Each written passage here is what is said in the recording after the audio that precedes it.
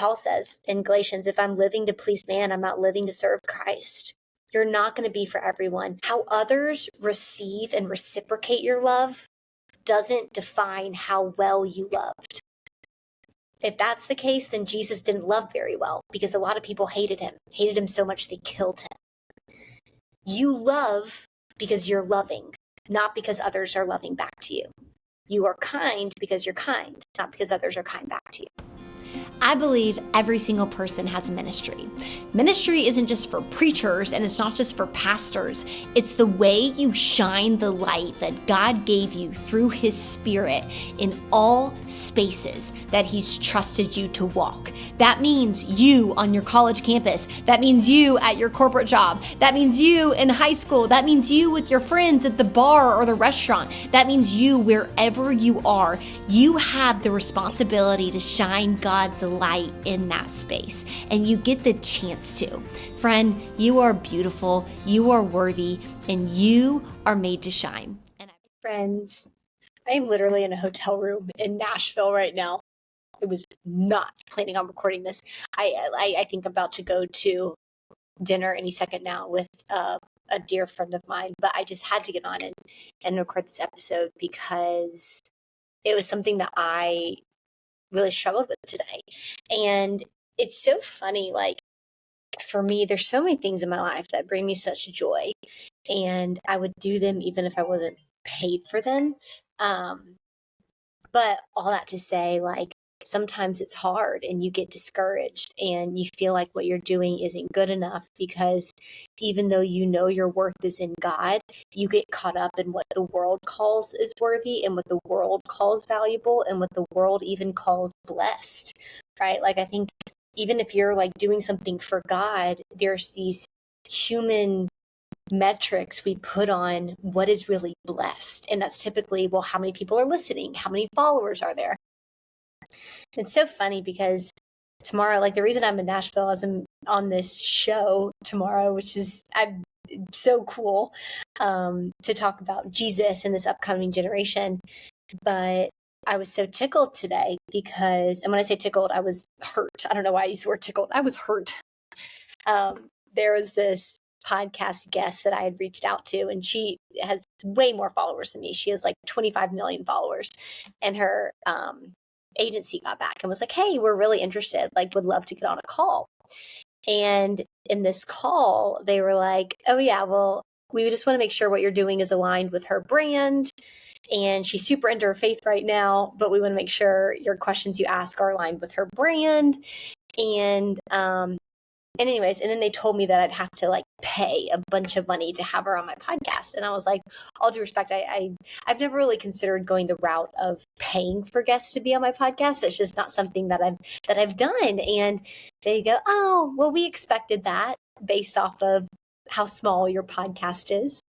And for some reason that really hurt me, because it made me feel small and it made me feel unvaluable. And yes, this woman has a bazillion more followers than I do.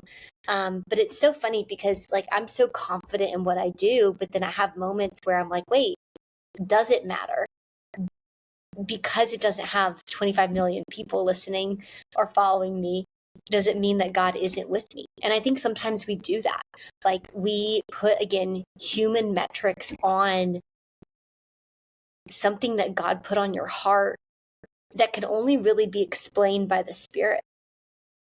And for me, I'll have to do a part 2 to this, because it really was like something that really bothered me and it hurt me. And I even, like, I was in the car with somebody and I was just like, I just need a second, because I feel so discouraged right now. And like, I just need to not talk. And I just need to, like, and it's so funny because I'm coming up here to do something that, like, a couple years ago I would have dreamed of doing. And now I'm in this, and then I was in this place in the car where I was like, I don't feel qualified. I don't feel good enough. I don't feel like God is with me, because obviously my podcast is small and I'm small, because that's what we do. Like, when someone says that we're doing something small, we feel small as a person. And so I wanted to get on here because talking to you guys has always healed my own heart.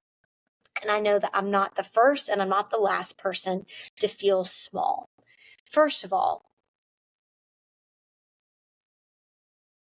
It makes me so bothered and upset when people make someone else feel small. Because really what you're doing is you're putting man-made metrics on God-given direction. I pray you all listening, you never make someone feel small, because it is not a good feeling. I also pray that when you are made to feel small by somebody else, you realize that what is small in the people's eyes is so important to God. And man didn't give you your value, so man can't take it away. God gave you your value. My favorite verse, Jeremiah 1:5. Before I formed you, I knew you. Before you were born, I set you apart. This was one, before you did anything for God, and two, before anyone had an opinion on what you did for God. God loves you for you, and he's called you for you. And I just pray that in the highs and the lows, in the valleys and the mountains, like, you look to your Father to give you your worth. And that's something I'm doing in real time and reminding myself of. Like, I am chosen, independent of what other people have to say about it. And it's so funny because, and I so believe this, like, in life you go through seasons where you feel like you've got your stuff together, you feel confident, but then you also have moments where you could get like 10 compliments and then one person says something negative and it sticks with you. You know what I mean? It's like that one comment negative, it guts you and you forget all the other positive things. And that happened to me today in the car. And I just was like, man, am I small? Am I irrelevant? Like, is what I'm doing, does it not matter? And it's so funny because I know what matters, not because of even like what you, awesome community, have told me, but because it transforms my heart. These conversations I have, it transforms my heart and it grows my faith. And so I'm just telling you, friend, whatever God has called you to, don't put man-made metrics on that. Let the metric of whether or not God's called you to that thing be, does it grow your faith? Does it make you closer to Jesus? Does it make you want to get to know him more? If that's the case, then God has called you to that thing, because he's not going to call you to something that makes your view of him smaller or makes the view of you wanting to get in a relationship with him lesser. I'm going to say that again. God's not going to call you to something that makes your view of him smaller, nor make your desire to want to be in a relationship with him lesser. And that's how you know you're called to something. I think I was talking to my boyfriend in the car after this happened. I was like, I'll say what's so cool is like, no, I've never paid for a guest to be on the podcast. And that's how I know this is God. Because now my podcast has gotten a little bit bigger, small to this woman's eyes, who has like 25 million followers. But to me, like, it's gotten a lot bigger than it was even a year ago before I had guests on. And they're looking back, there's no reason a lot of these guests said yes. I have no idea why they did. They're like so much more famous than my podcast will probably ever be. But it's so cool. Like, to me, that's like, oh, that was God. There was no other explanation, like, why they went, but it was like they loved the mission of the podcast and they thought it was such an honor to speak with you all, my community, which you all are so amazing. And so I just want to encourage you, like, anything God's called you to, you will see him in it. And it's often us wanting to see, like, all the followers, things of the world. We want to see worldly things and the things God called us to, when really we should say, God, how can I see you in this thing that you've called me to? Not the worldly things, not the followers that come, not the listens and the downloads and the likes that come, but how can I see you more in this? And the more you ask that question and posture your heart that way, the more you're going to say, wow, I think I'm really called to this. And I'm confident in this because I'm worshiping the giver more than the gifts. I'm worshiping the creator of my opportunity to do this thing more than this thing that I'm doing. I'm worshiping the one who made me more than what the people he also made have to say about me. And I pray that for you. And I pray that over you. And I pray that you know God's gifts are irrevocable. He gave you gifts. He called you to gifts. And he delights in doing good to you. He delights in it. And he delights in you. And I pray that as you continue to grow in your faith and grow in your movement and grow in your momentum, I was like, I'm not recording a podcast this week. I'm taking a week off because technically I'm on vacation. But I had to say this to somebody, even if it was just for me in my heart, like, God chose you. He chose you. Maybe not to have a bajillion followers or listeners or what, be successful in the world's eyes, but he chose you to him, to be a daughter of him, to be a son of him. And man, what an honor. Isn't that the goal? To just get to be a son, a daughter of his. Like, we have that. We have that, independent of what others think of you or how they qualify you. And I think if you really, really desire just that relationship with Jesus, what it does is it opens you up to know that nothing in this world can really touch your worth, and it frees you. Like for me, I get to do this podcast. I don't have to do it to prove myself worthy. I don't have to do it to prove myself valuable. I had that in Jesus when he died for me on that cross. When God knew me before I was born, that's where my worth comes from. I get to do all these other things. And it's the same with you, friend. You are chosen to Jesus. You are called by Jesus. And that's the honor.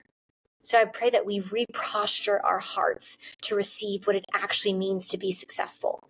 And when you really know that, no one has the power to make you feel small, because you get your weight, you get your worth, you get your expansion from Jesus. And no one can crush or diminish what God created and set forth and called enough and called worthy and called chosen. No one can take that away. Not someone that's working on their brand or not. I also will say, friend, you're not going to be for all people. This is something I'm learning in real time. But that's the point. Even the Bible says, like Paul says in Galatians, if I'm living to please man, I'm not living to serve Christ. You're not going to be for everyone. But this is something my counselor and I are talking about. How others receive and reciprocate your love doesn't define how well you loved. If that's the case, then Jesus didn't love very well, because a lot of people hated him so much they killed him. You love because you're loving, not because others are loving back to you. You are kind because you're kind, not because others are kind back to you. I love you, friend. And I hope that this blessed you and encouraged you, reminded you that God gave you a unique light, and it is your job to shine it in this world, because we need you to. That being said, if you were blessed by this message and you can think of anybody else that also needs this type of encouragement, do me a favor, hit like, hit subscribe, leave me a comment. It helps me out a lot and helps this message that I do believe God gave my heart to share with the world gets out. I hope you have such an amazing rest of your day.